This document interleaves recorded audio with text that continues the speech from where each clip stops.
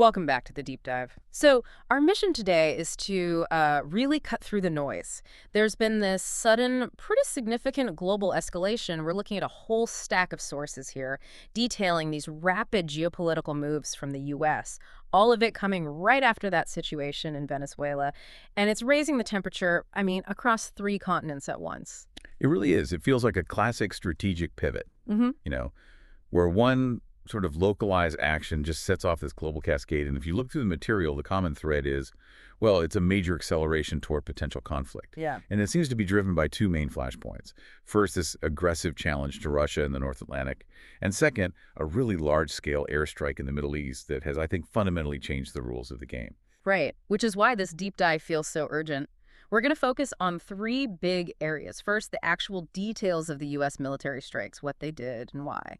Then, how the major powers, Moscow, Tehran, even Beijing, are shifting their strategies because of it. And finally, the economic fallout, the immediate, honestly, kind of terrifying consequences that are already hitting the global markets. We're here to synthesize all this and give you the map. Okay, let's start with the spark. The Middle East. We're talking about Operation Hawkeye Strike. Our sources are calling this the second most significant U.S. military action since this whole crisis kicked off. President Trump even framed it as his, quote, biggest revenge for earlier attacks on American forces. And the context for that is crystal clear. This is a direct response to that deadly ISIS attack on U.S. troops in Syria back on December 13th. That attack, it killed 3 people, 2 U.S. citizens and an American interpreter. The administration clearly felt they had to respond with overwhelming force. And the force they used, it was staggering. U.S. Central Command confirmed they targeted something like 50 locations in Syria. Later reports said they completely destroyed 22 of those targets, all confirmed as, core ISIS strongholds. Yeah, and what's so strategically compelling here is the type of force they sent. This is not just a simple drone strike. B-2 bombers led the charge. The stealth bombers. The stealth bombers. Supported by more than 20 other bomber aircraft and maybe 50 fighter jets. We're talking F-15s, A-10s, serious assets. They dropped over 90 weapons on more than 35 different locations. The B-2 itself, it's a long-range strategic bomber. It's designed to get past heavy air defenses. That says a very, very different message. That's exactly what I was going to ask. It feels confusing, right? If the goal is just hitting ISIS cells, why use a B-2? Isn't that a massive oversignal to, state-level powers like Russia and Iran? It suggests this is about more than just a terrorist cell. That is the key analytical nugget right there. Using the B-2, it transforms the mission. It stops being just counterterrorism and becomes a demonstration of, strategic reach. It says 2 things at once. To ISIS, it's, we can hit you anywhere, anytime, without warning. Right. Yeah. But the more important message, the one from Moscow and Tehran, is we are willing to use our most powerful assets right in your backyard.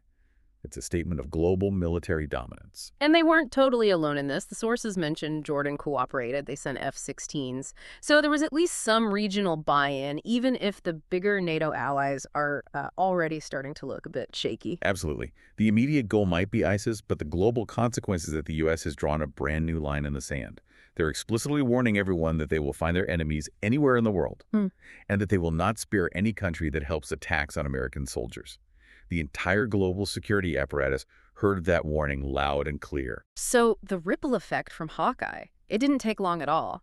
While everyone's watching the Middle East, the tension is actually spiking way up north in the North Atlantic. This is one of the most significant and maybe one of the most overlooked consequences of this new aggressive stance.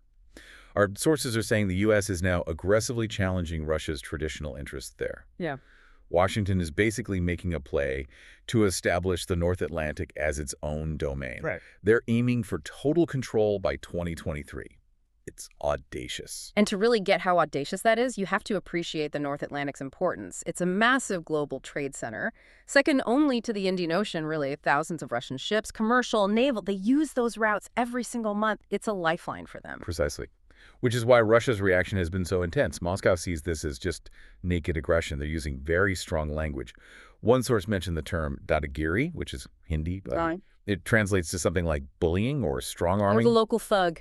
Exactly, like a local thug. Yeah. It shows just how personally Russia's taking this challenge to its sovereignty. And that feeling of being bullied is translating into actual military moves, right? It is. Russia isn't just sending angry diplomatic notes. They are significantly upping their naval presence across the North Atlantic, and they're aggressively monitoring U.S. container ships, looking for ways to push back militarily and maybe even economically.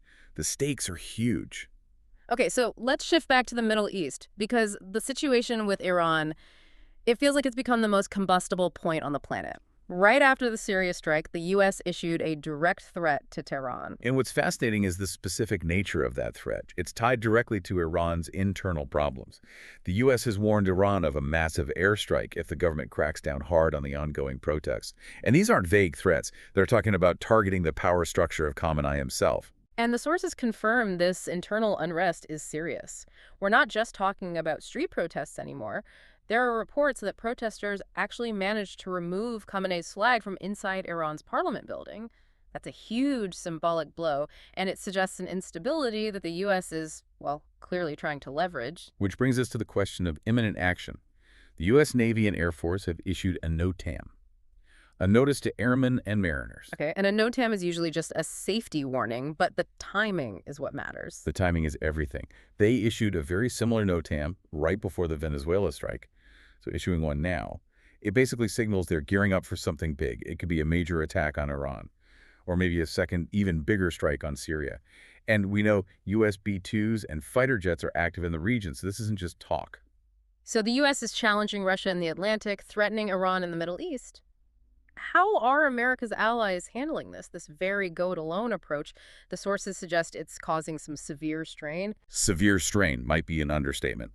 We're seeing a really rapid global realignment. This policy has created huge divisions inside NATO. France and Germany, the core of the EU, have publicly said they will not take part in any war that doesn't have a broad international consensus. Wow. This is more than a diplomatic tiff. It directly challenges NATO's unity. It raises real questions about the future of the organization. And while those alliances are fraying, Russia is using its own leverage, right? This economic weapon. That's exactly right. Russia has started turning down the natural gas supplies to key European countries. They're citing these vague, technical reasons, but everyone knows what it is. It's sparking immediate fears of an energy crisis in places like Germany, France, Italy countries, already battling inflation and recession. Russia is adding this immense economic pressure, basically punishing them for being aligned with Washington. So the U.S. strategy is, in a way, isolating its own partners. But what about the actual adversaries? What are China and North Korea doing? China's strategy is, as always, quiet but very potent. They're focused on the long game. Beijing is watching carefully, but its actions are what matter. They've quietly started buying up more oil, and they've accelerated plans to trade with Russia and Iran using local currencies, bypassing the U.S. dollar completely. And why is that acceleration so important right now? Because it's a calculated move to use this crisis to their advantage. By building up this parallel payment system, this non-dollar infrastructure, China is actively trying to reduce the world's reliance on the dollar. It's de-dollarization. And experts believe this is the single biggest long-term threat to American economic power. They're attacking the foundation while the military is busy elsewhere. And then there's North Korea, which never misses an opportunity like this. Of course not. Kim Jong-un immediately called the U.S. airstrike imperialist aggression. And he warned of an unimaginable response if the U.S. gets aggressive in Asia. And it's not just rhetoric. They've deployed warships and put their missile units on high alert. It's a clear signal. If the U.S. commits its military to the Middle East, it might have to deal with another crisis in the Pacific at the same time. Amid all this fracturing and, these new alliances, there's one major power carving out a very different path: India. India's role here is absolutely crucial, and it's unique. They are explicitly refusing to join a military alliance with either side. They're prioritizing their own autonomy while also stepping up their diplomatic game. Their main move has been to protect their economy. The Indian Navy has boosted its presence from the Indian Ocean all the way out to the Atlantic just to keep its trade routes and energy supplies safe. And that kind of strategic clarity, it has its own ripple effects, doesn't it? It does. By showing that a major power can navigate this kind of tension without caving to pressure from Washington or Moscow, India is basically encouraging other developing nations to do the same. It creates a kind of third way, a path for countries caught in the middle. So if we connect all these dots, Syria, Iran, the North Atlantic, the consequences are already being felt, and far beyond just diplomatic circles. The global economy is taking a direct hit. You can see the instability right in the markets. Oil prices are soaring because of all the uncertainty. Stock markets are incredibly volatile, and investors are pulling their money out of risky assets and running to safer things like gold. And the analysts, they're not mincing words anymore. They're warning that if this isn't stabilized, and soon, the global economy could be looking at something worse than the 2008 recession. This isn't abstract. It means jobs, supply chains, everything. And you're hearing this diplomatic outcry at the highest levels, too. At the UN General Assembly, a lot of smaller countries are openly criticizing the U.S. They're arguing that when a powerful nation launches unilateral airstrikes, it just erodes international law. It undermines everyone's sovereignty. It's a fundamental challenge to the whole post-World War II order. But the absolute highest risk scenario, the one that's keeping strategists up at night, that's still the potential for a direct U.S.-Russia confrontation. And that risk is highest in Syria. After the Hawkeye strike, Russia has poured more military assets in. They've activated their most advanced air defense systems. So if the U.S. launches another airstrike inside Syria, especially one that hits anything linked to the Assad regime or to Russia itself, the risk of a direct clash between Washington and Moscow just goes up dramatically. And that is the exact scenario that experts always warn could spiral into a third world war. The danger of a miscalculation right now is just immense. You can even see the pressure playing out inside the White House. Our sources say high-level officials are fiercely divided on what to do about Iran. You have one group demanding immediate, decisive military action. They want to project strength and see any hesitation as weakness. While the other group is warning that a strike on Iran would set the entire Middle East on fire. They're pointing out, correctly, that an attack would immediately bring in proxies like Hezbollah and the Houthi rebels. And that would guarantee a long, drawn-out regional war that the U.S. would be stuck in for years. And so the world is just waiting. Waiting for a decision from a fractured leadership that could either calm things down or push us all past a point of no return. We've seen just how quickly one strike, Operation Hawkeye, can destabilize everything from the Atlantic to the Pacific. So to summarize, the core conflict now seems pretty clear. It's U.S. unilateral military power against this growing diplomatic and economic resistance from the rest of the world. A resistance that's being led, you could say, strategically by China and economically by Russia. And the results are already affecting your energy bills, your investments. And the central question is whether this aggressive policy actually strengthens the U.S. in the long run, or if it just speeds up the decay of the very alliances and institutions that have kept the world relatively stable for decades. History has a lot of examples of great powers misjudging the limits of their own strength.